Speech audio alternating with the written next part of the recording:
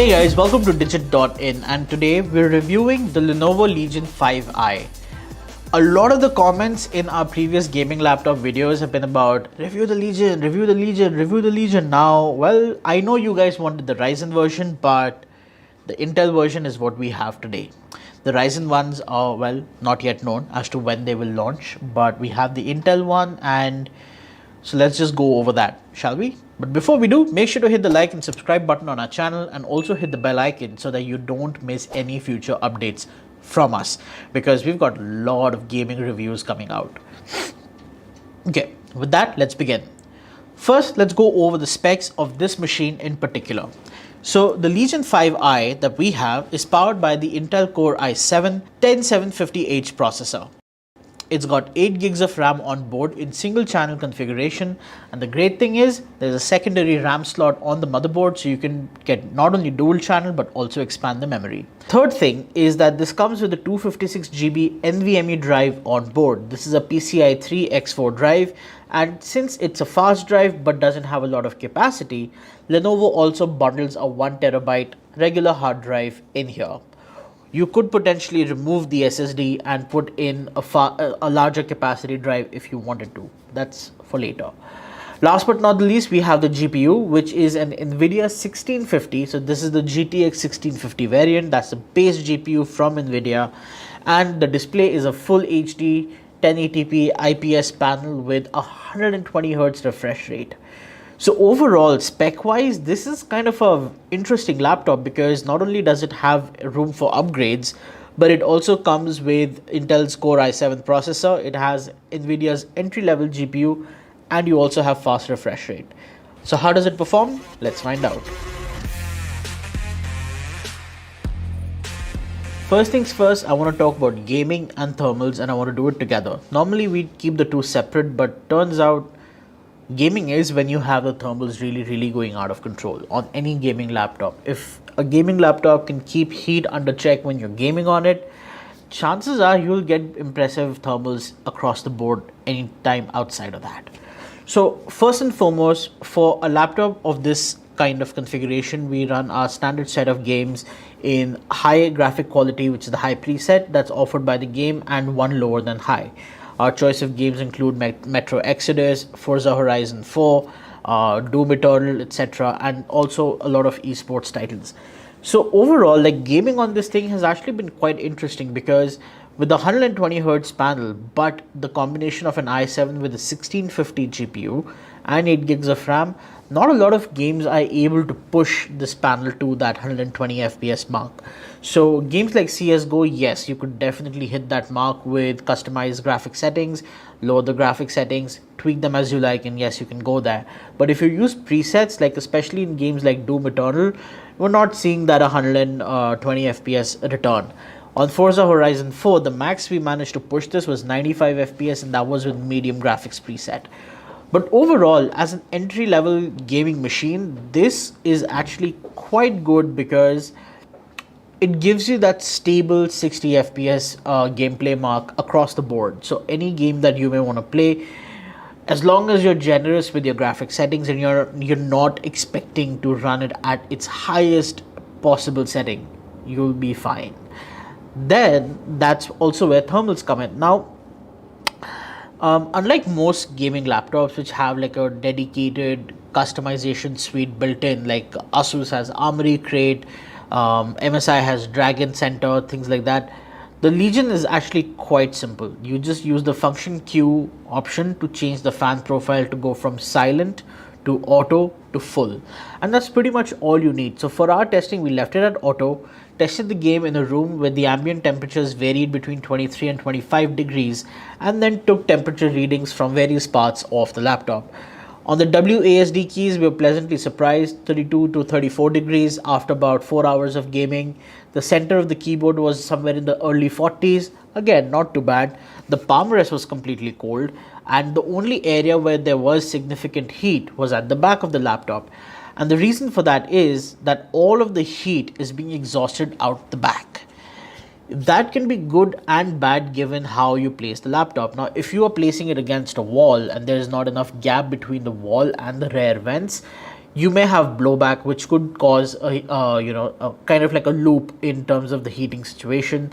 The hot air might get recirculated inside. It's just not good. So ideally, you would want a gap between the rear of this laptop and whatever is behind it.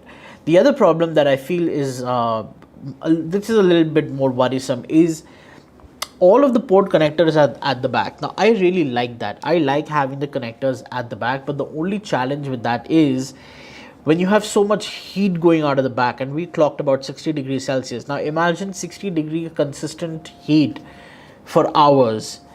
It's bound to cause trouble with some of the cables. I'm not saying that all of your cables could get damaged, but if you've got a thin USB type C cable, or a charging cable for your phone or something plugged in at the back, could cause trouble. So there's that. Now, gaming aside, this machine having an IPS panel, great color accuracy right out of the box. Unfortunately, the brightness levels are a little on the lower side. We recorded a maximum brightness of 270 lux in the center, and that pretty much stays consistent across the frame, except for the bottom right corner, which registered about 250 lux worth of brightness. All in all, not that bad. So all this means is you may have visibility issue outdoors, but indoors in control lighting, like even right now we've got lots of lights just to sort of light up this room. Everything on the machine is extremely well legible. In fact, even darker games like Doom Eternal, Shadow of the Tomb Raider, and even racing at night in Forza Horizon 4, all of that content looks, it's easily discernible, so you're not going to have trouble there.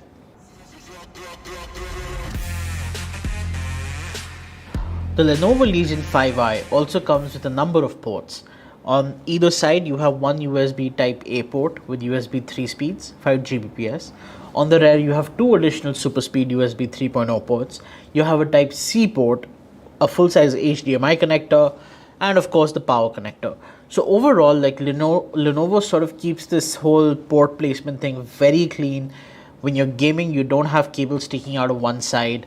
Although, like I mentioned in my earlier part of this review, that the rear can get very, very hot. So I'm not really sure how long those cables are going to last, but that's all right.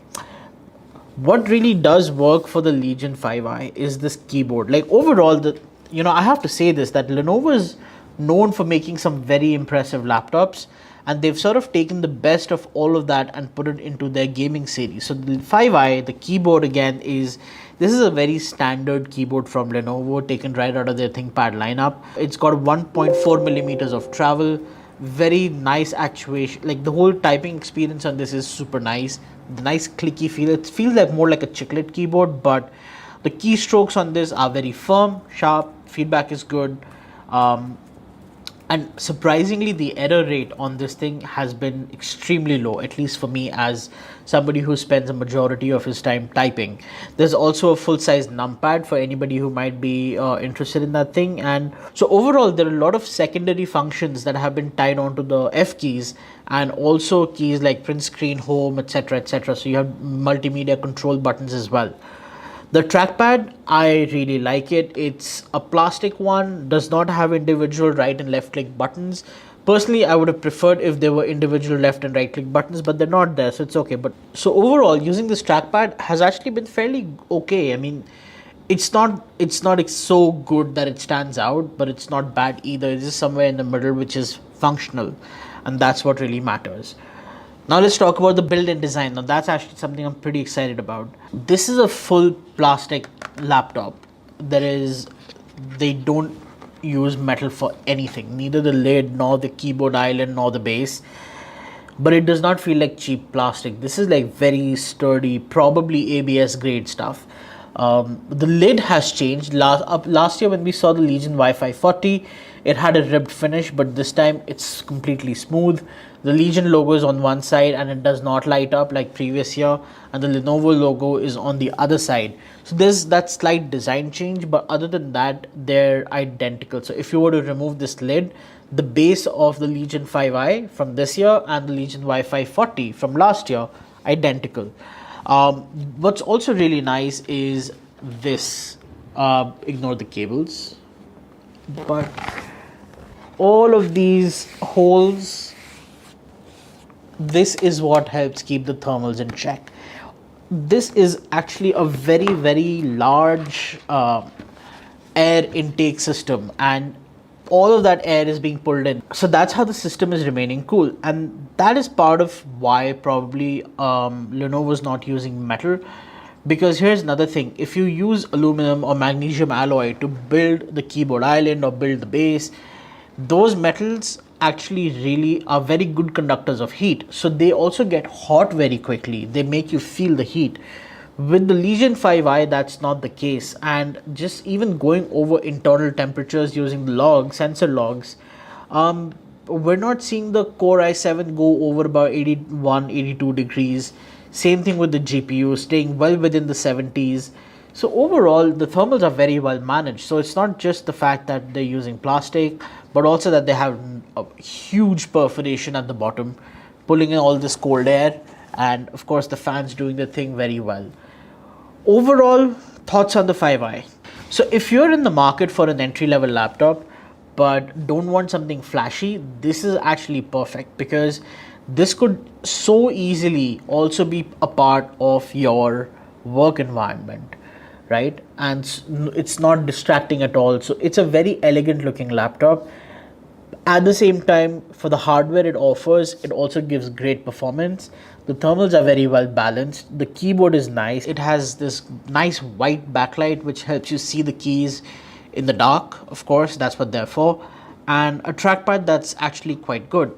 The speakers are also very loud on this thing. In fact, let me just play you something right now and you'll realize that they're actually quite loud. And yes, you can use them to game, but you will not be able to use them for competitive gaming. So let's just play a track which is not protected by copyright and will not cause our channel to get banned. Let's see. Growing businesses need a hosting solution that is powerful yet easy to manage. We're gonna skip Let's look the at how. ad. The city of the sun, you could have stayed, it's only over when the day is done. So we go from 0 volume, let's go all the way to max. I lost my best friend to 23. She left her body and hovered above me. I saw no shadow. So the speakers are not only loud, but they're also fairly clear. Of course, they're not MacBook Pro grade clear or loud, but they're definitely usable. They're definitely better than what we see on most Windows laptops. And this is probably because the audio is tuned by Harman. Now we know laptop brands tend to use these big audio brands names to sort of, substantiate their claims, but this one actually does pretty well. So overall, the Legion 5i, thoughts? It's definitely a great laptop. I'm actually quite happy with the way it's performing so far. I especially like that Lenovo's built in a physical shutter to block off the webcam. For those of you who are super paranoid about, your webcams getting hacked and stuff, and you don't want to fall prey to those scam emails either, you know what I'm talking about. This is actually a great touch. So would we recommend the Legion 5i? Absolutely. Who is it for? It's for essentially anybody who's wanting to get into gaming. You want, or if you want a good, reliable machine for editing. If you're just starting out as a photographer, animator, video editor, cinematographer, whatever, editing, any kind of editing, any kind of 3D work, this is a good entry level machine for that. Don't expect the fastest render times. Of course, we've clocked our standard, Lightroom render test, Blender render test, Premiere render test. All of those numbers will be on the screen.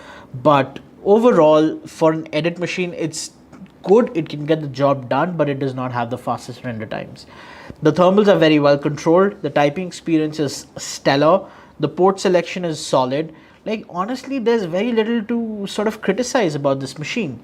The only thing, if I had to pick something, would be the fact that an i7 with an entry-level GPU just sort of doesn't make sense. And we're just starting to see more of these 10th-gen machines come in, and we're going to be investigating as to why. A lot of these OEMs are starting to pair an i7, the 10750H with NVIDIA's basic entry-level GPU. So we'll take a look at that later. But for now, that's our review of the Legion 5i. Thank you guys for watching this video, and before you leave, make sure to hit the like and subscribe button.